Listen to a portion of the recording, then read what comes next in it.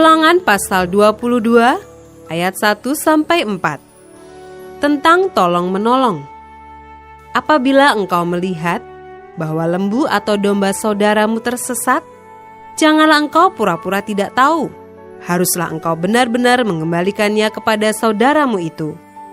Dan apabila saudaramu itu tidak tinggal dekat denganmu dan engkau tidak mengenalnya, maka haruslah engkau membawa hewan itu ke dalam rumahmu dan haruslah itu tinggal padamu sampai saudaramu itu datang mencarinya. Engkau harus mengembalikannya kepadanya. Demikianlah harus kau perbuat dengan keledainya. Demikianlah kau perbuat dengan pakaiannya. Demikianlah kau perbuat dengan setiap barang yang hilang dari saudaramu dan yang kau temui. Tidak boleh engkau pura-pura tidak tahu. Apabila engkau melihat keledai saudaramu atau lembunya rebah di jalan, janganlah engkau pura-pura tidak tahu. Engkau harus benar-benar menolong membangunkannya bersama-sama dengan saudaramu itu.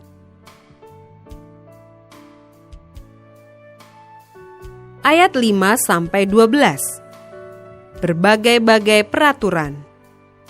Seorang perempuan janganlah memakai pakaian laki-laki, dan seorang laki-laki janganlah mengenakan pakaian perempuan, sebab setiap orang yang melakukan hal ini adalah kekejian bagi Tuhan Allahmu. Apabila engkau menemui di jalan sarang burung, di salah satu pohon, atau di tanah, dengan anak-anak burung atau telur-telur di dalamnya, dan induknya sedang duduk mendekap anak-anak atau telur-telur itu, maka janganlah engkau mengambil induk itu bersama-sama dengan anak-anaknya. Setidak-tidaknya, induk itu haruslah kau lepaskan, tetapi anak-anaknya boleh kau ambil. Maksudnya supaya baik keadaanmu dan lanjut umurmu. Apabila engkau mendirikan rumah yang baru, maka haruslah engkau memagari soto rumahmu, supaya jangan kau datangkan hutang darah kepada rumah itu apabila ada seorang jatuh dari atasnya. Janganlah kau taburi kebun anggurmu dengan dua jenis benih, supaya seluruh hasil benih yang kau taburkan dan hasil kebun anggurmu jangan menjadi milik tempat kudus. Janganlah engkau membajak dengan lembu dan keledai bersama-sama. Janganlah engkau memakai pakaian yang dua jenis bahannya, yakni bulu domba dan lenan bersama-sama. Haruslah engkau membuat tali yang terpilin pada keempat puncak kain penutup tubuhmu.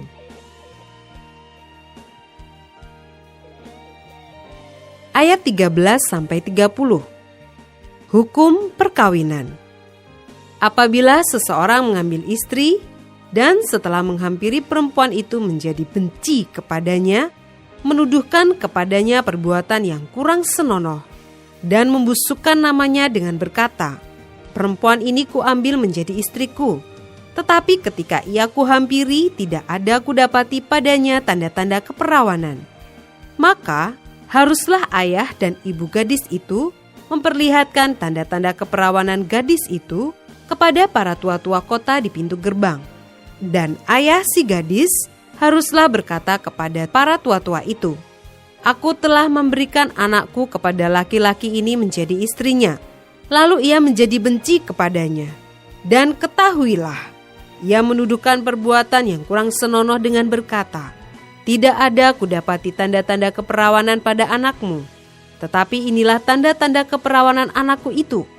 Lalu haruslah mereka membentangkan kain itu di depan para tua-tua kota. Maka haruslah para tua-tua kota itu mengambil laki-laki itu, menghajar dia, mendenda dia 100 shikal perak, dan memberikan perak itu kepada ayah si gadis, karena laki-laki itu telah membusukkan nama seorang perawan Israel. Perempuan itu haruslah tetap menjadi istrinya. Selama hidupnya, tidak boleh laki-laki itu menyuruh dia pergi.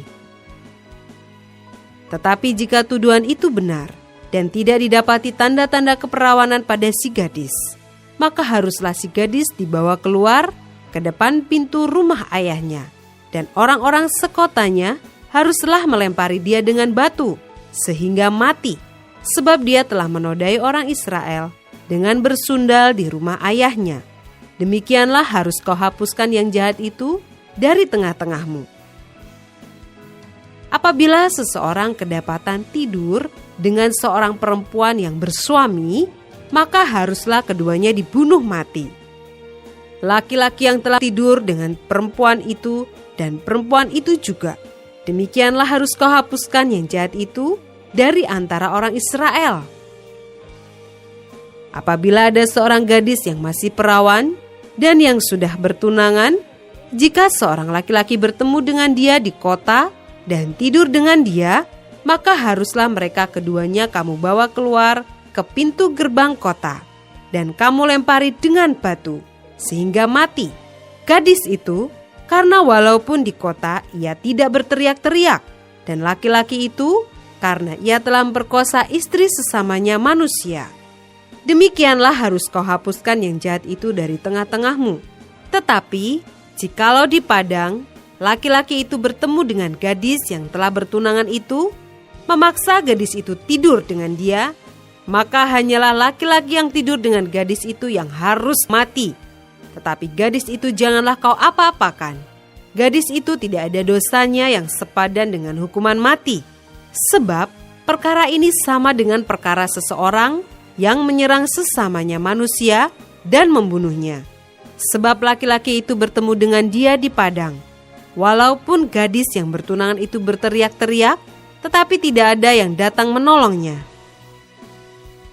Apabila seseorang bertemu dengan seorang gadis yang masih perawan dan belum bertunangan, memaksa gadis itu tidur dengan dia, dan keduanya kedapatan, maka haruslah laki-laki yang sudah tidur dengan gadis itu memberikan 50 shikal perak kepada ayah gadis itu, dan gadis itu haruslah menjadi istrinya.